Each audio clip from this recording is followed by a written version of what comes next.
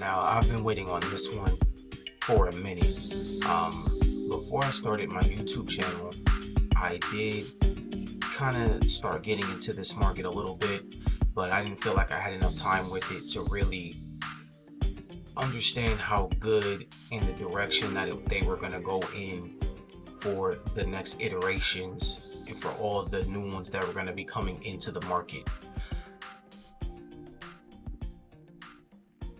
But now the price is right as we go further and further into smartphone season, and it's now more feasible for me to grab certain items. This is the Galaxy Z Fold 3 5G. Let's crack it open and see what it looks like.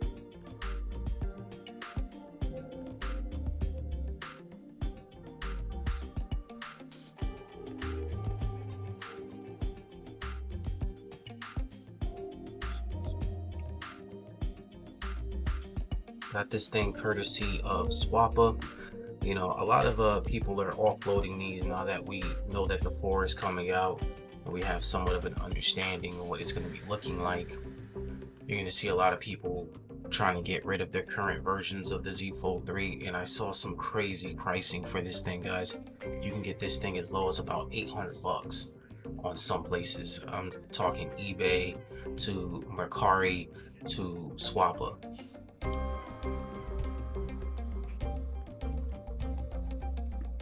And this one thing I forgot now. Like most other devices, when you first get your device, you are now only getting the phone itself.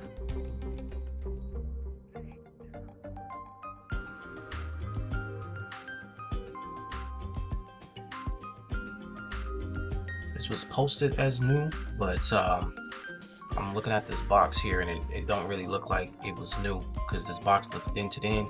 Looks like somebody put their finger in there and plucked something out. It went through. Also, the device is not covered, so it is compatible with the S Pen. However, it does not come with an S Pen. Everything else you kind of have to buy it separately.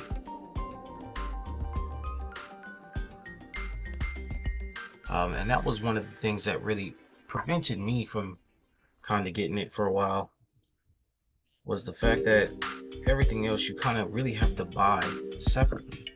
So this device I got for about $1,000. Everything looks brand new, aside from the fact that this was cracked open, which I don't particularly care about, because, you know, I'm not really going to use this, any of these paperworks or anything like that. Looks like there's a, let me see what's in here.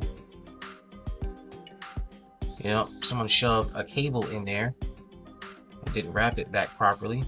Perhaps, you know, they cracked it open to kind of test it and make sure everything was either in there, working right, or whatever. Hopefully that was the only thing they did to it. But we're going to give it the rundown. Whenever you buy a used device, guys, whenever you buy a used device, you always want to make sure that everything is functional.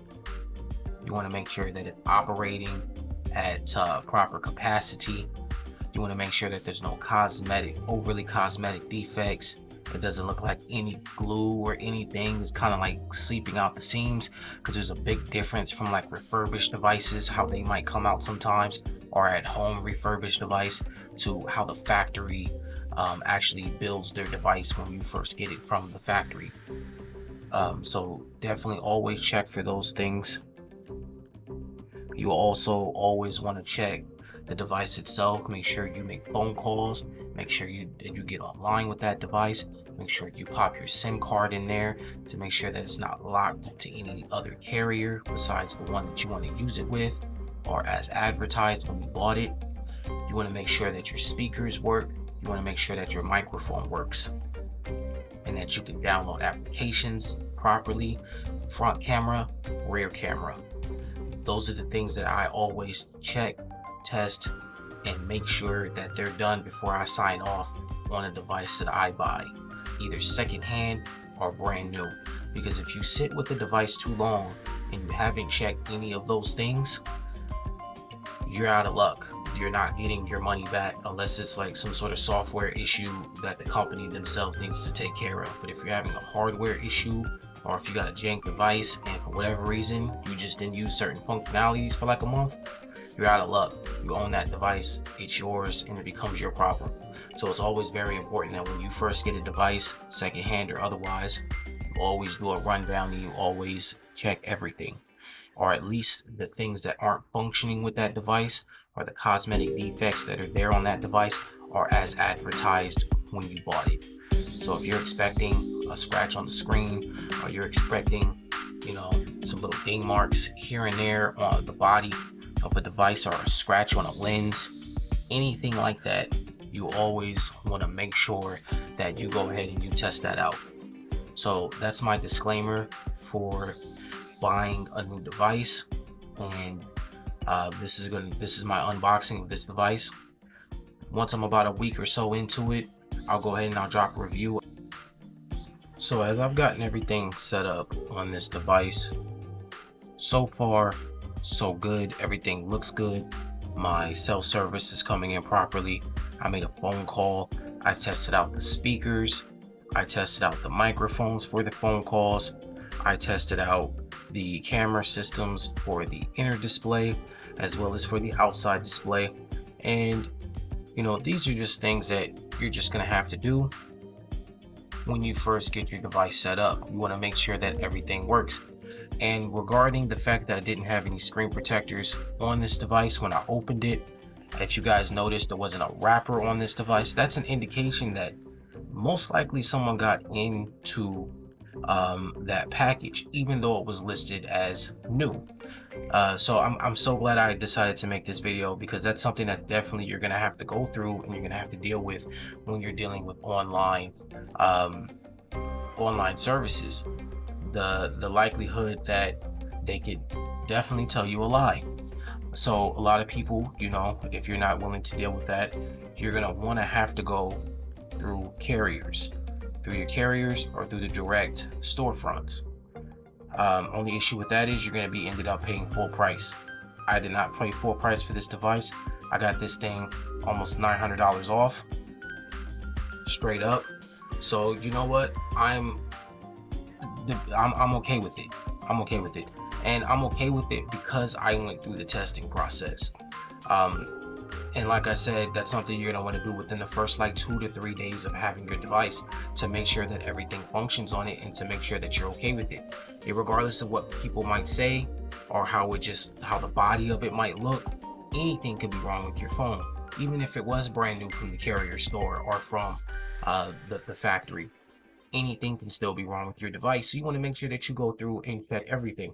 Now, in regards to the fact that I did not have screen protectors on the front display or on the inner display, very, very bizarre.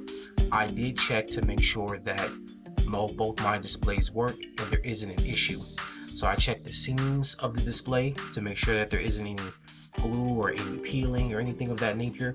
And I downloaded an application called Screen Checker. Screen Checker is an application that's going to help me check and make sure that my display is displaying colors properly over the full contrast of the display, and to make sure that there isn't any specks or anything showing up on that display that could be causing me trouble down the line. And as you can see here, it goes through the full spectrum and array of colors. They're showing up properly to me in my eyes, and I'm getting that full range of display. Now that's called the Screen Checker. I can also run Screen Checker on the front display here and check it here. And it's a real quick application that you can download, and it just strictly goes through these colors to make sure that you check your display. So on the front display here, I have installed a glass screen protector for the Whitestone Dome. I was gonna likely do that anyway, so it's okay that screen did not have the factory installed screen protector. Likewise with the inner display, I am also going to be installing I'm torn between the IQ Shield matte or going with the Whitestone Dome premium film protector. I've noticed that I am no longer seeing any sort of advertisements or anywhere where I can get the silk screen protector, which I believe was like their thin filament glass. No longer seeing that as an option. I did check their website, Amazon, as well as eBay, and it doesn't seem like it's in stock, but I am seeing the film protectors, and that's like a full body wrapper. You can get a single inner screen protector. So I'm doing that as well, and so far so good, guys. I just popped my SIM card in here. I'm making sure that everything is functional, and I got a couple accessories. These are the things I'm going to be using with it. I didn't get the Pro Pen, but I did get the S Pen Fold Edition, and I got the quintessential case for any device, Spigen, and this is going to be that Spigen thin fit. Slide it over completely, and there we are. So this is what it looks like, guys. I'm sure many of you guys have already been online. If you have this device and got it before me, checked out a bunch of other YouTube videos. I'm here to testify and let you guys know that this thing is absolutely beautiful. I'm loving the screen display.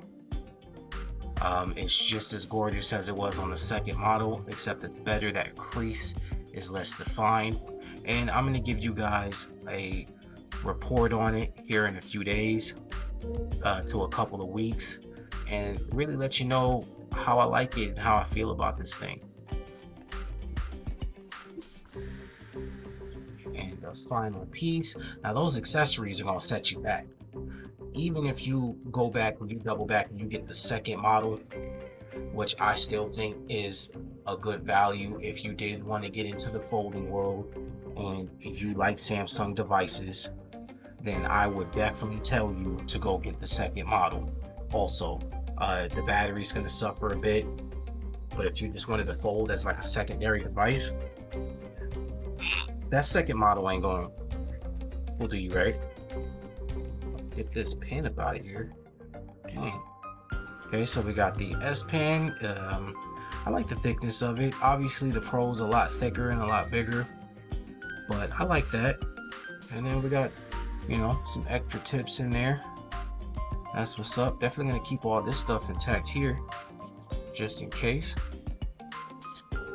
Also, so those accessories are gonna set you back. I've currently already spent, you know, roughly $150 just on accessories. The cases alone are, you know, anywhere between $50 to $80 on average, and you're just gonna have to pay the money to make sure that you're able to protect your device. The S Pen, it's very sad that it didn't come in the box. Very annoying, but you know, hey, that's how they decided to do it, and if you want it, you just gotta pay the money. It wasn't too expensive. I believe I got mine on Amazon for about $45, and I'm sure you can find deals on it, you know, elsewhere. But I decided to get that brand new as well as the case brand new, and just bought the phone. I bought it brand new as well, but brand new from a reseller. And as you guys saw in my unboxing, those experiences are just something you're gonna have to go through. And just make sure that whatever it is you go through, whatever happens, you've checked everything. You make sure everything works, and the cosmetic defects or whatever it is that's originally wrong with it, that's listed or unlisted, you're okay with that.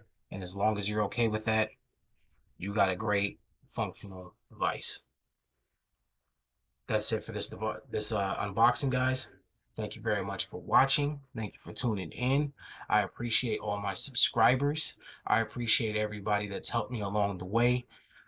Barry, Gigi, Gadget Goddess, Spectacular Gadgets, Jay William, LaShawn, just everybody. There's a lot of people that have assisted me in my YouTube channel, and I've been having a ton of fun with you guys and just sharing my thoughts and my opinions.